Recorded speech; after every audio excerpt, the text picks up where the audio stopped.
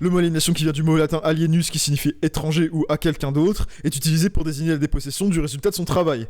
Ce phénomène s'observe depuis la révolution industrielle et le travail à la chaîne dans les sociétés capitalistes, puisque le travail de chaque travailleur n'est plus qu'une étape parmi les autres dans la production d'un bien, ce qui fait perdre de vue son résultat final. Et même plus largement, cette aliénation est la conséquence des industries capitalistes dans leur ensemble, puisque le travailleur n'est plus l'artisan d'un bien fini, mais que l'employé d'un chef d'entreprise. Il ne travaille plus pour produire un bien, mais il travaille pour un patron qui lui dit la tâche qu'il veut qu'il accomplisse. Avec la tertiarisation des sociétés capitalistes, cette perte de sens du travail s'est grandement accentuée.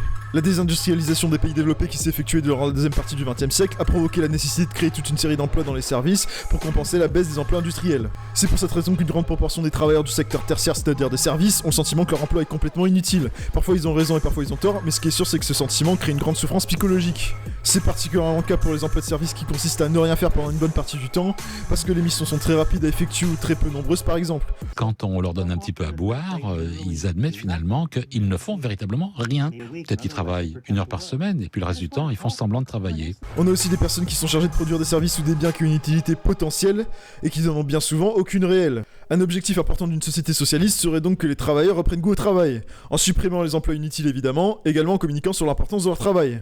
Un élément important de la perte de sens au travail est l'obligation de se salarier pour vivre, du moins pour la plupart des gens. Cette obligation au travail vient de la nécessité de vendre son savoir-faire, sa force de travail, à un groupe qui en a besoin pour faire fonctionner son entreprise. Des personnes possèdent des outils, des machines qui permettent de produire de la richesse et doivent payer des gens pour utiliser ces moyens de production. En fait, ils achètent leur force de travail.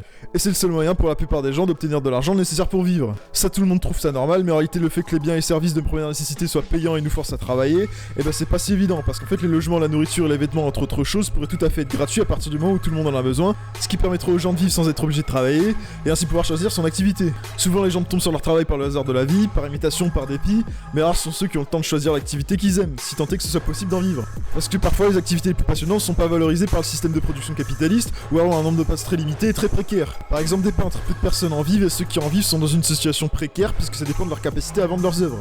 Et puis l'obligation de travail se fait sous les conditions que l'État a décidé avec son droit du travail, ses services publics et ses prestations sociales, qui forcent les gens à travailler plus de 35 heures par semaine, fourchette très basse, c'est-à-dire plus de la moitié de leur temps d'éveil, depuis leur petite enfance si on prend en compte l'école, et jusqu'à un minimum de 60 ans, ce qui empêche la plupart des gens de s'investir dans une activité passionnante par manque de temps ou par manque d'énergie. Alors le choix de son activité principale est également lié à son niveau de connaissance des différentes activités existantes, et c'est pour ça qu'un des objectifs qu'une société socialiste pourrait se donner serait non seulement de permettre aux gens de vivre sans être obligés de travailler, mais également d'informer la population sur les différentes activités que chacun peut exercer.